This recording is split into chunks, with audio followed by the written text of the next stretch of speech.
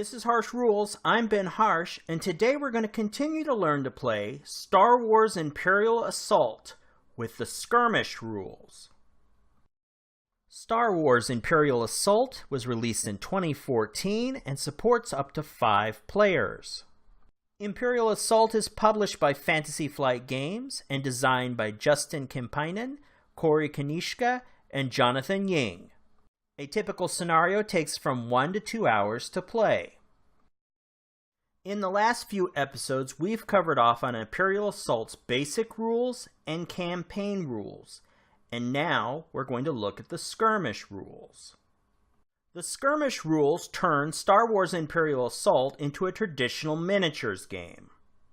Using a set number of points, each player will construct his forces and then place them into battle against one another.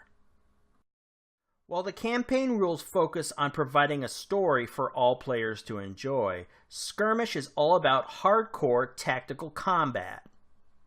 What story there is merely sets the stage for the conflict. In this mode, Star Wars Imperial Assault plays very much like a traditional war game. Skirmish is built on the foundation of the basic gameplay rules we learned in the first Imperial Assault episode.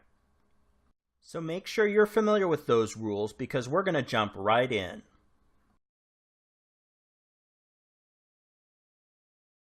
In this episode, we're going to prepare you for your first skirmish game in Star Wars Imperial Assault. To begin, let's look how to set up a 15-card command deck and deployment cards for figures. In Skirmish, each player gets 40 deployment points to use to purchase deployment cards. Players can choose to recruit from the Rebel deck, or the Mercenaries deck, or the Imperial deck. Once they choose a deck, this is the faction they will play in the Skirmish. They also receive 15 command points that they use to purchase command cards. Each player's command deck must be comprised of a total of 15 cards. One of the most fun aspects of Skirmish is being able to customize your army and your command deck. So now let's walk through the process for selecting the deployment cards and the command cards. First, let's learn how to purchase deployment cards in Skirmish. Let's start with a familiar face and look at this Luke Skywalker Elite deployment card. Remember, if a deployment card is red, it's considered Elite. If it's gray, it's considered normal. When purchasing deployment cards, look in the upper left-hand corner to see the cost.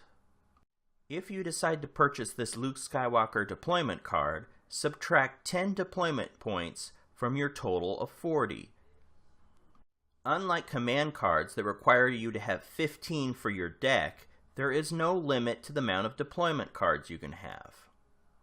A player can take their 40 deployment points and purchase as many cards as they can afford. This leads to a strategy of whether to purchase more expensive elite cards or buy several of the cheaper gray cards. The heroes in the campaign are represented in Skirmish with their own deployment cards. You do not use the larger hero cards for Skirmish. Next, we're going to walk through the purchase decisions for each side to give examples of the deployments. For our Skirmish example, the Rebel players decided to use their 40 deployment points to purchase cards.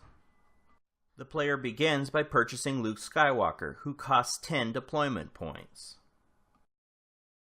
Fen Cygnus, whose card costs 9 deployment points.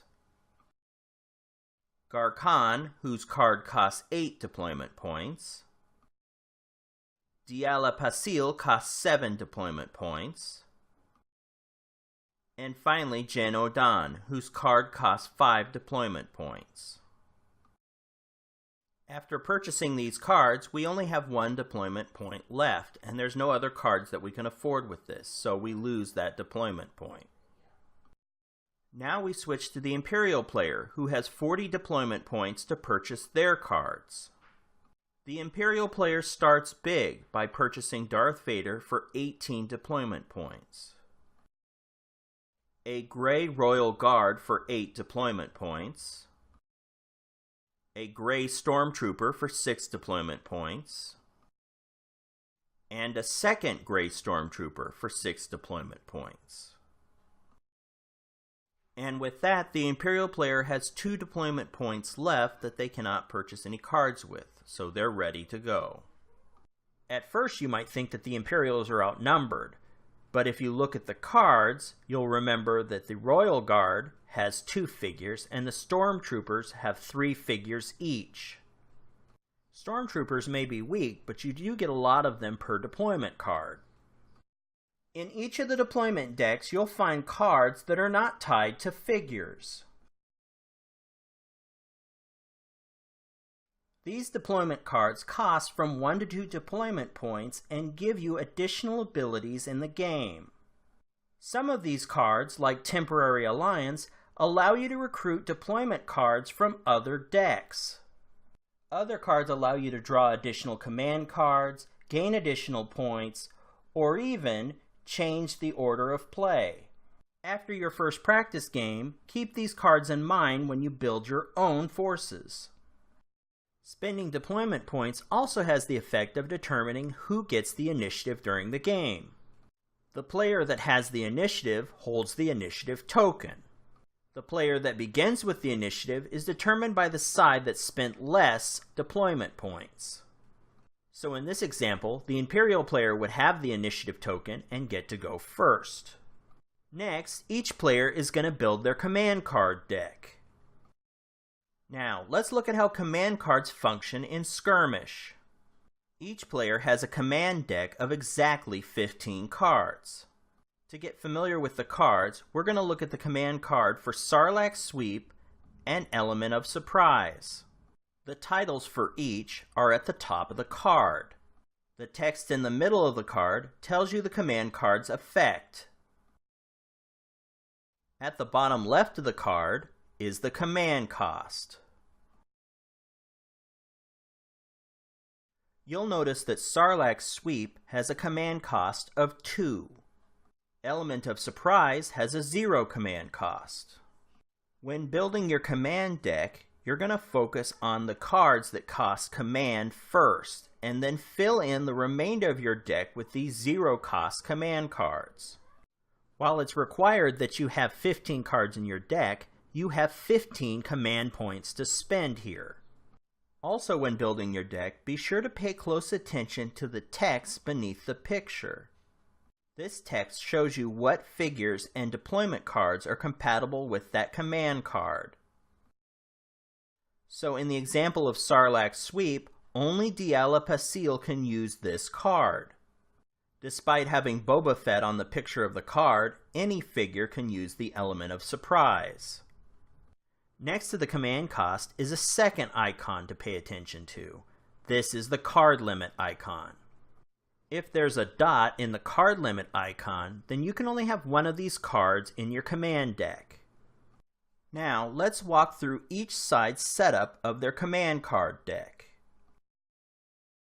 For the first Skirmish example from the rulebook, let's set up the Rebel player's command deck.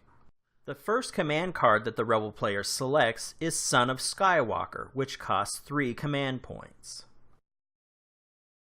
The second command card chosen is Deflection, which costs 1 command point. Now, even though the Rebel player has more command points to spend, the rulebook is recommending you start with the remainder of your deck being comprised of 0-cost command cards. In the core game, there are 2 sets of these 13 0-cost command cards. One for the Rebel side and one for the Imperial side.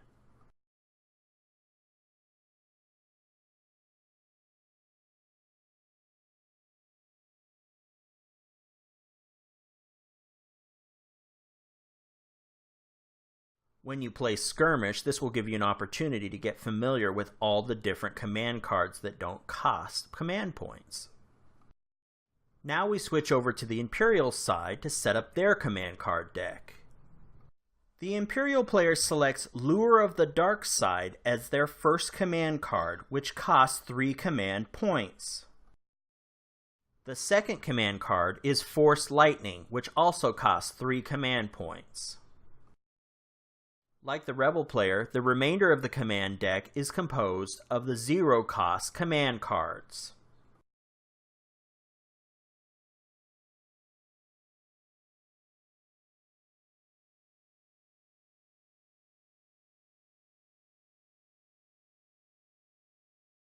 Once you finish your first skirmish game, you can use all your command points to buy your strategic cards, and then fill out the rest of your deck with the zero-cost cards.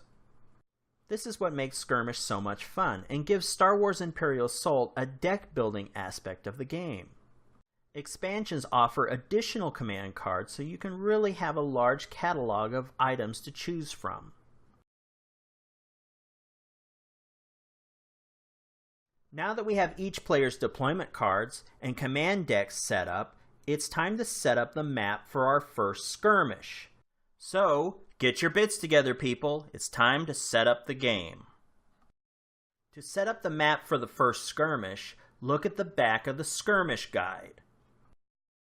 This page has all the information you need to set up the first skirmish map. At the bottom of the page is a list of all the required map tiles. There's a visual of what the level looks like when you've built it. There's a brief description of the 2 missions for this map, and the mission objective markers for each mission. With that said, let's set up this first map together.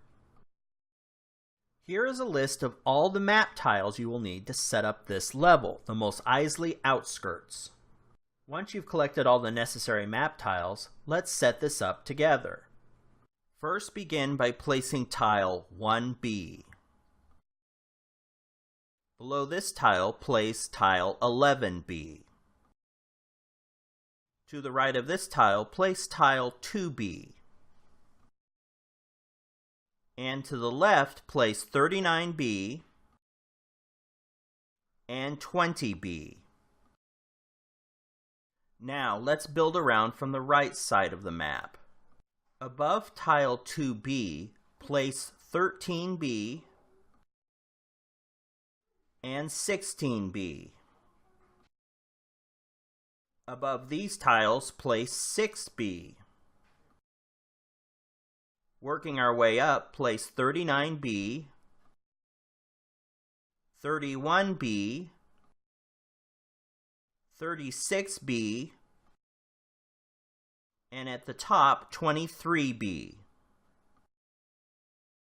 To the left of 23B, place tile 29B. Above this, place 36B. And below, place 32B. To the left of 32B, place 22B. To the left of that, 21B. Above 21B, place 36B. And below, place 26B. To the right, place a 39B. To the left, a 36B. And finally below, place 35B. And with that, all the base tiles for the skirmish are set up, and we're ready to move on with the other placement. First, we're going to place a door between 31B and 39B. Next, we're going to place terminal markers. One at the upper right, 36B, and one down in 20B.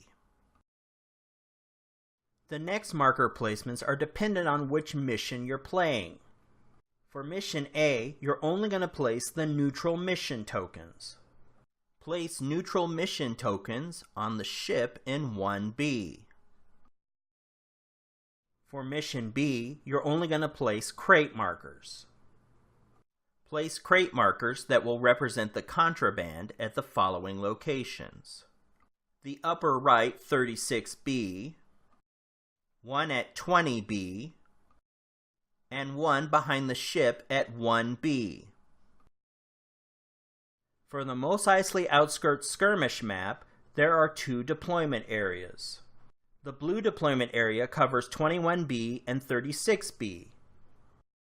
The red deployment area covers 2B. Since the Imperial player won the initiative token during setup, they get to choose which deployment zone they'd like to place their figures in. The Imperial player is going to select the blue zone. The Rebel player will deploy at the red zone. Next, we're going to bring in the components that each side needs to play. Starting with the Imperial side, we're going to place their 15-card command deck and their 4 deployment cards. The Rebel side will place their command deck and their 5 deployment cards. Now that each side is set up, we're also going to place the threat and round dial and our token pool and dice. Next, each side is going to place their figures. Each of the players can place their figures anywhere in their respective zones. I'll leave the exact positioning of the figures up to you. Finally, each player will draw 3 command cards from the top of their command deck and keep them secret from the other player. And now we got the first skirmish set up and ready to play.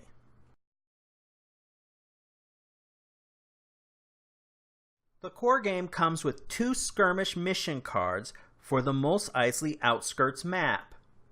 Mission A, Get to the Ship, and Mission B, Smuggled Goods.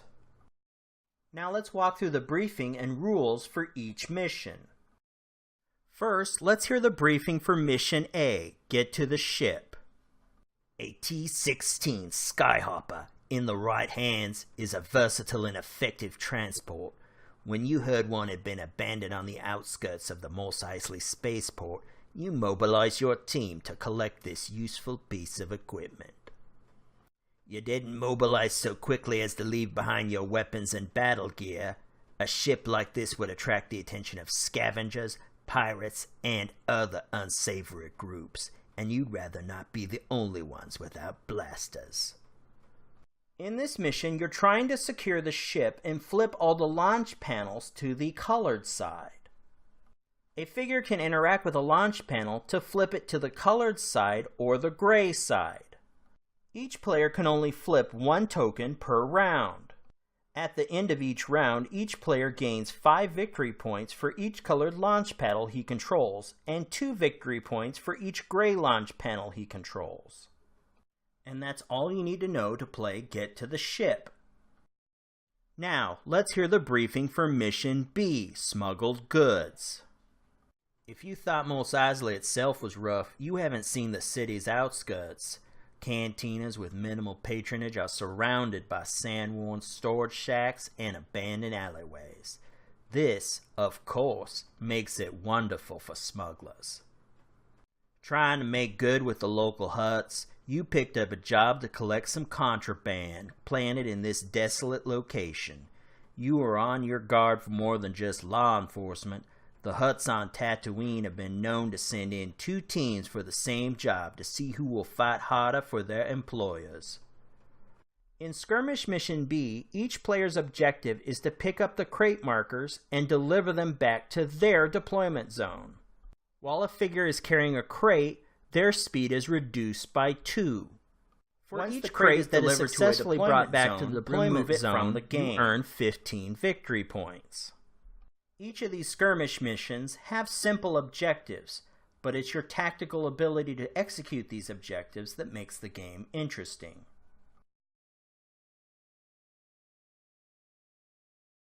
Next, we're going to walk through the skirmish phases of gameplay. Skirmish is divided up into 2 phases, the activation phase and the status phase. The first step in the activation phase is the start of round abilities. This is the step that command cards like Take Initiative can be played to change the order of play. The final step in the activation phase is to activate the figure groups. Much like the campaign game, players will alternate taking turns with their deployment groups until all figures are exhausted. The first step in the status phase is to ready cards. In this step, all cards that are exhausted are returned to their ready state. The second step in the status phase is to draw command cards. In this step, each player will draw 1 command card. If they control a terminal marker, then they can draw an additional card. The final step in the status phase is to pass initiative. To track victory points, you can repurpose the threat and round dial to become the victory point dial. On the left side of the dial, you track the results for player 1, in this case, the Imperial player. On the right side, you track the results for player 2, in this case, the Rebel player. Whenever a player defeats an enemy deployment, they earn victory points. They earn a number of victory points equal to the deployment cost of the card. Skirmish mission cards will also provide specific information about other victory points that can be earned.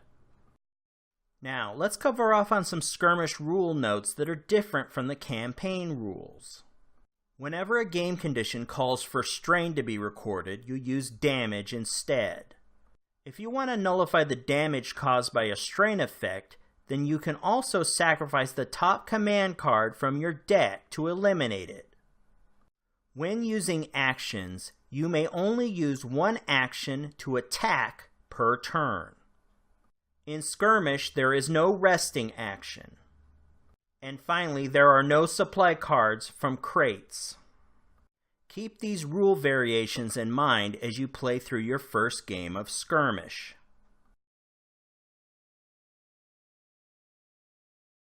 And with that, you're set up and ready to play your first Skirmish mission for Star Wars Imperial Assault. And that wraps up this episode of Harsh Rules. I'm Ben Harsh. Thank you so much for watching, and I'll see you on the next episode.